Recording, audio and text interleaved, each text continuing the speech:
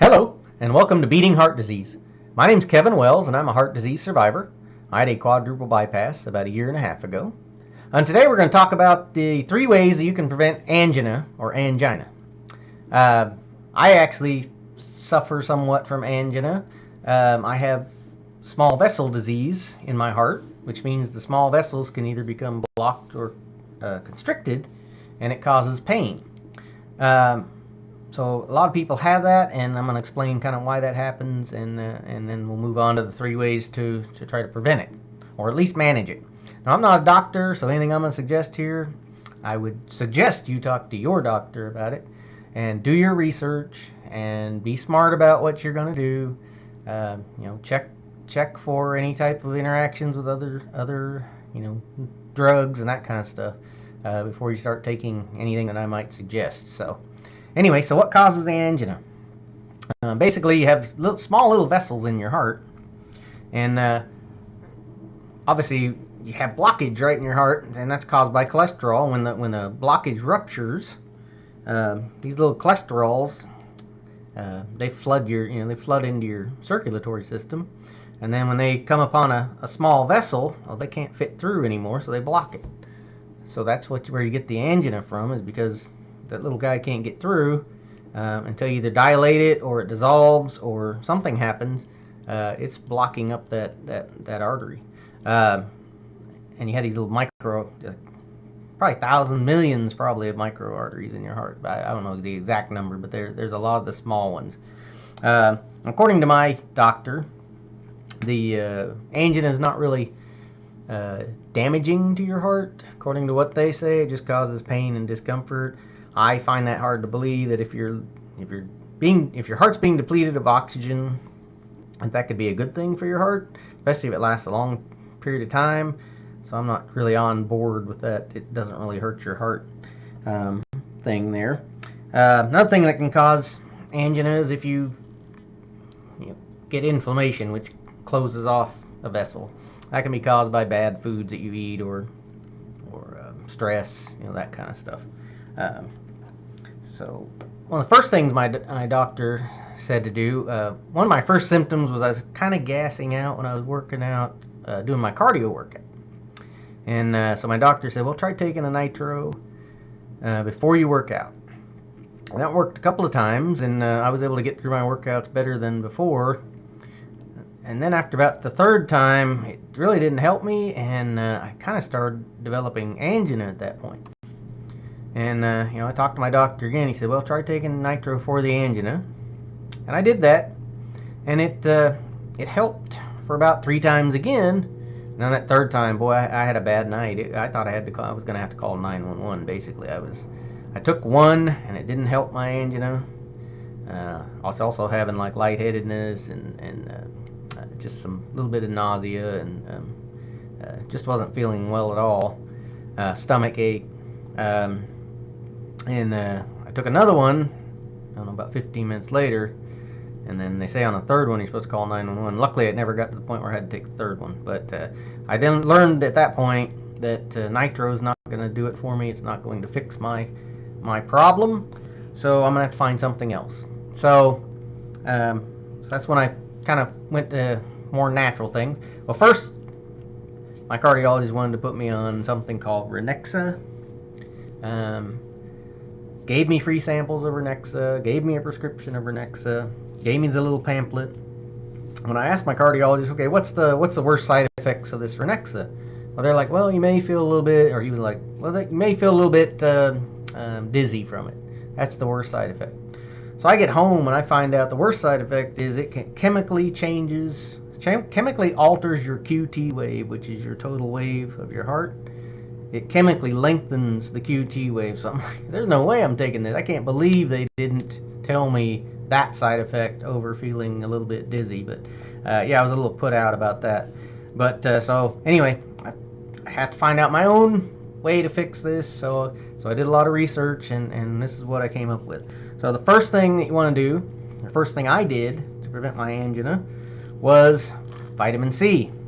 I found some research that basically suggests that vitamin C sticks or binds to cholesterol, and keeps it from sticking together, so you don't have these little guys get stuck together in your arteries and causing, all kinds of blockage and that kind of stuff.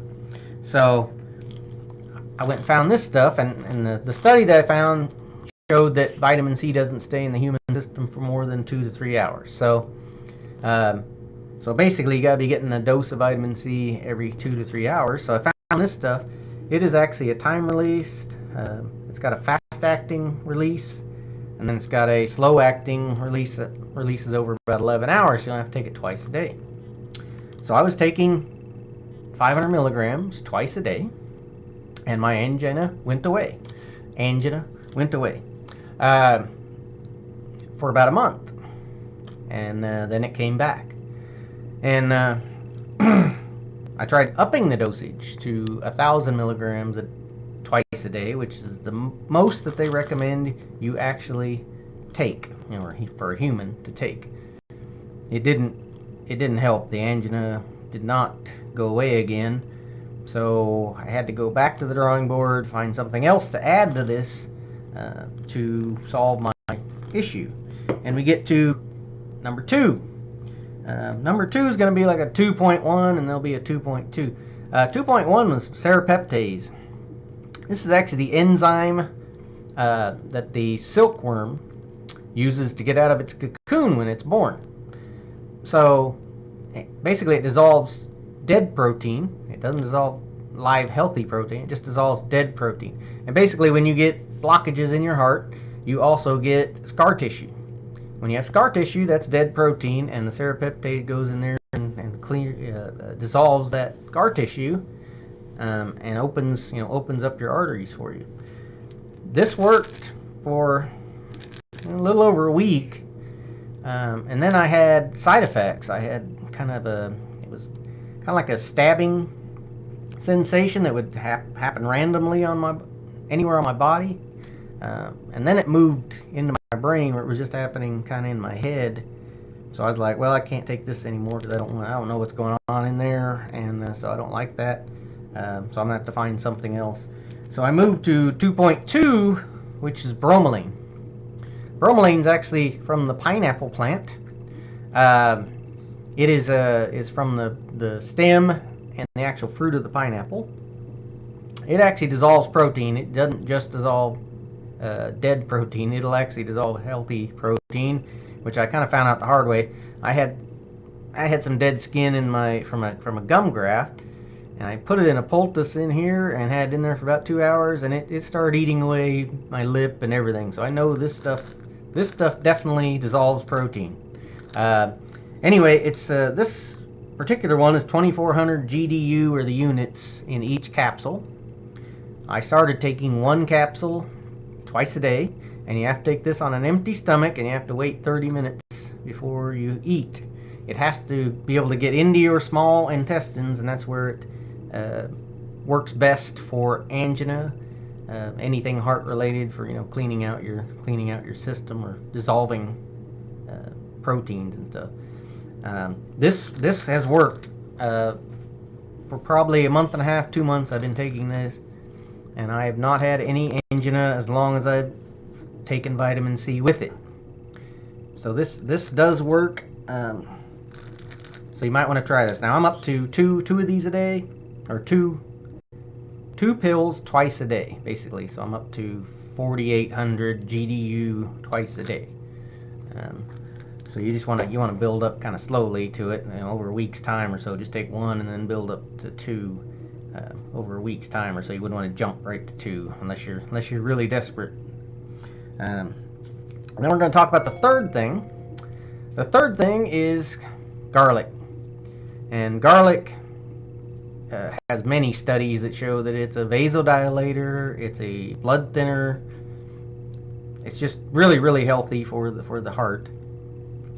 Now I started taking this when I started taking the serrapeptase, because I was having the angina, and I was like, I want to get rid of this because it's not fun having angina. So I actually started both of them at the same time, and I've just kept doing it because it works. So if it works, don't stop doing it, right? So basically with this, I take 2 cloves twice a day. And you have to crush it, or you have to damage it in some way in order for it to release the allicin, which is the enzyme that garlic has in it that helps your arteries and that kind of stuff. So basically, before you prepare your meals, you want to crush it between 2 spoons. You want to chop it up, get it ready to sprinkle over your meal or whatever you're going to do with it. But you have to damage it in order to release that allicin. You don't want to just pop 2 in your mouth and chew them up, and you won't get the benefit of it unless you damage it. So that's kind of the way the garlic works. So let's go back to the vitamin C. Now this is like I said, this is what I started with, and it worked for a month. It was good for a month, but it's ascorbic acid, which is actually high fructose corn syrup. They take high fructose corn syrup, and through about several different processes, they end up with ascorbic acid. I really like Solar Ray products. I don't think they would buy ascorbic acid from a questionable source, if they didn't have to. But most ascorbic acid is made in China, and we know about their safety records and stuff. So basically, ascorbic acid is technically vitamin C, but it's not the same vitamin C that you get when you eat an orange or eat a strawberry or eat a sweet pepper. You're getting the whole vitamin C complex when you eat this. When you eat this, you're just getting the vitamin C, which the complex is like it's several different things. It's got several different vitamins, enzymes, that kind of stuff. And the vitamin C is basically the protective shell of the vitamin C complex. So when you're taking this, you're just getting the outer shell of the vitamin C complex. When you eat this, you're getting the whole complex. So, anybody can carry one of these with them, or a few of them little bite-sized sweet peppers or strawberries, and every couple of hours, peel off a couple slices and eat them. Or eat a bite-sized pepper, or eat a strawberry. Every couple of hours, you have to take a dose of vitamin C to prevent angina. Anyway, if you found this video to be helpful, please click the thumbs up down below. Also, if you have any ways that you have prevented angina, or a loved one has done it, please comment below, because that's what these videos are for, is to try and find ways, natural ways, for heart disease survivors to manage their disease. Also, we're looking for ways so our children don't ever have to suffer from this disease, or if they do, they can find a way to manage it better as well. So, like I said, if you have any ideas that you've used, or proven things that you've used, please comment below. And I'll be making one of these videos about once a week, but when something more interesting comes along, I'll make one to keep the community updated on new things that are happening, because the landscape's always changing. There's always new diets, new treatments, new studies.